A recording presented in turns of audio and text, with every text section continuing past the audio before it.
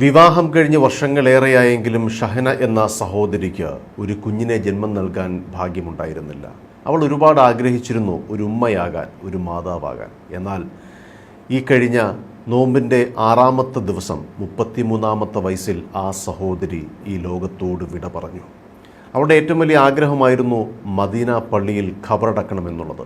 അവിടെയാണ് ആ സഹോദരിയെ ഖബറടക്കിയത്. എന്നാൽ ആ ഖബറടക്ക വേളയിൽ നടന്ന സംഭവങ്ങൾ ലോകമറിയണം. ജീവിതത്തിൽ ഒരു കുഞ്ഞിനെ താലോലിക്കാൻ ഷഹനയ്ക്ക് കഴിഞ്ഞില്ല. എന്നാൽ ഷഹനയെ അടക്കിയ ഖബറിൽ പ്രസവിച്ച് വെറും 3 ദിവസം മാത്രം പ്രായമുള്ള സുഡാനി സ്വദേശിയായ കുടുംബത്തിലെ അലി എന്ന ഒരു പൊന്നോമന മകനെയും ചേർത്താണ് ആ ഖബറടക്കിയത്. ഞാൻ പറയുന്നത് എൻ്റെ നാട് കരുനാഗപ്പള്ളി, അതിൻ്റെ അടുത്ത പ്രദേശമായ ക്ലാപ്പനയിൽ മതിലകത്ത് വീട്ടിൽ ഖബീർ എന്ന വ്യക്തിയുടെ മകളായി ജനിച്ച ഷാഹിനയെക്കുറിച്ചാണ്. ഷഹനയും ഭർത്താവ് ഷമീറും സൗദി അറേബ്യയിലാണ്.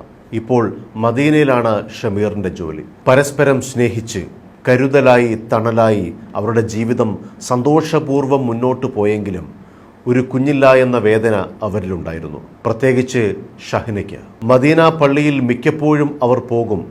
അവരുടെ മനസ്സ് നിറയെ ഈ പ്രാർത്ഥന മാത്രമായിരുന്നു. അങ്ങനെ ഷഹന മരിക്കുന്നതിൻ്റെ തലേ ദിവസവും മദീന പള്ളിയിൽ അവർ രണ്ടുപേരും പോയി. അവിടെ ചെന്നപ്പോൾ പതിവില്ലാതെ ഷഹന ഷമീറിനോട് പറയുകയുണ്ടായി, ഞാൻ മരിക്കുകയാണെങ്കിൽ എന്നെ ഇവിടെ തന്നെ ഖബറടക്കണമെന്ന്. അത് കേട്ട ഷമീറിൻ്റെ മറുപടി, ഞാനാണ് ആദ്യം മരിക്കുന്നതെങ്കിൽ എന്നെയും ഇവിടെ തന്നെ ഖബറടക്കണം. രണ്ടുപേരും പ്രാർത്ഥന കഴിഞ്ഞ് സന്തോഷപൂർവ്വം റൂമിലേക്ക് മടങ്ങി. എന്നാൽ പിറ്റേ ദിവസം പ്രമേഹത്തിന്റെ ബുദ്ധിമുട്ടുകൾ സാരമായി ബാധിച്ചിരുന്ന ഷഹന പെട്ടെന്ന് മരണമടയുകയായിരുന്നു. ആ സഹോദരിയുടെ ആഗ്രഹം പോലെ തന്നെ മദീന പള്ളിയിൽ ഖബറടക്കാൻ തീരുമാനിച്ചു. ജന്നത്തുൽ ബഖീ മദീനയിൽ സ്ഥിതി ചെയ്യുന്ന ചരിത്ര പ്രസിദ്ധമായ ഇസ്ലാമിക ഖബറിടം. 10,000-ഓളം സ്വഹാബികളുടെ ഖബറിടങ്ങൾ ഇവിടെയുണ്ട്. പ്രവാചക തിരുമേനി ജീവിച്ച കാലം മുതൽ തന്നെ സ്വഹാബിമാരെ ഇവിടെ അടക്കം ചെയ്തിട്ടുണ്ട്. ആ മണ്ണിൽ അന്തി ഉറങ്ങാൻ ആഗ്രഹിക്കാത്ത, സ്വപ്നം കാണാത്ത വിശ്വാസികളുണ്ടാകില്ല. അതിന് ഭാഗ്യമുണ്ടായ ഒരാളാണ് ഷഹന എന്ന സഹോദരി. നമുക്കറിയാം, വിദേശ രാജ്യത്തൊരു മരണം സംഭവിക്കുമ്പോൾ അതിൻ്റെ നടപടിക്രമങ്ങൾ വളരെ വലുതാണ്. ചിലപ്പോൾ ദിവസങ്ങൾ നീണ്ടുപോകും. എന്നാൽ വളരെ പെട്ടെന്ന് ആ നടപടിക്രമങ്ങൾ പൂർത്തീകരിച്ചു.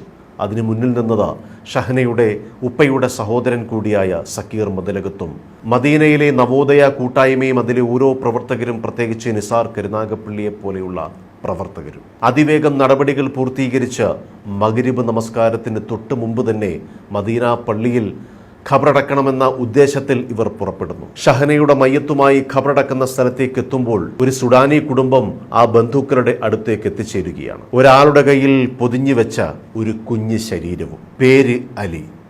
ജനിച്ചിട്ട് 3 ദിവസം മാത്രം. ആ പിഞ്ചോമനയുടെ ശരീരവുമായി ആ പിതാവ് ഓടിയെടുക്കുന്നത് ഈ സഹോദരിക്കൊപ്പം ആ കുഞ്ഞിനെ കൂടി അടക്കുമോ എന്ന് ചോദിക്കാൻ വേണ്ടിയാണ്.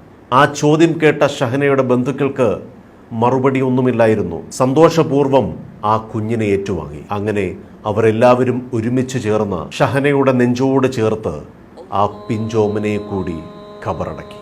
നാം ഓരോരുത്തരും ആലോചിക്കണം, ഭൂമിയുടെ 2 ദിക്കിൽ കടലുകളോളം ദൂരത്ത് 2 രാജ്യങ്ങളിൽ ജനിച്ചവർ, ഒരാൾ മാതാവാകാൻ ആഗ്രഹിച്ച സഹോദരിയും മറ്റൊരു ജീവൻ മാതാവിന്റെ ചൂട് വിട്ടുമാറാതെ നാഥന്റെ വിളിക്കുത്തരം നൽകിയ പൊന്നോമനയും. എന്നാൽ ഖബറിൽ ആ 2 ജീവനുകളുടെയും ആഗ്രഹങ്ങൾ പോലെ മാതാവിന്റെ നെഞ്ചിലെ തണുപ്പേറ്റുറങ്ങാൻ ആ കുഞ്ഞിനും, കൊതി തീരുവോളം പൊന്നോമനയെ നെഞ്ചിലുറക്കാൻ ആ സഹോദരിക്കും വിധി കൂട്ടിയിരിക്കുന്നു. അതും പ്രവാചകൻ അന്തിയുറങ്ങുന്ന പുണ്യഭൂമിക്കരികിൽ, പരിശുദ്ധമായ ഈ റംലാൻ മാസത്തിൽ. ഇതായിരിക്കും സൃഷ്ടാവിൻ്റെ തീരുമാനം. ഒരുപക്ഷെ സുഡാനിലെ ആ പൊന്നോമന മകൻ ജനിച്ചതും മലയാളിയായ ഷഹന എന്ന സഹോദരി മരിച്ചതും സർവശക്തന്റെ നിശ്ചയപ്രകാരം ഒരു സമയത്തായിരിക്കാം. ലക്ഷക്കണക്കിന് വിശ്വാസികളുടെ പ്രാർത്ഥനകളോടെ സ്വന്തം ഉദരത്തിൽ ജനിച്ചതല്ലെങ്കിലും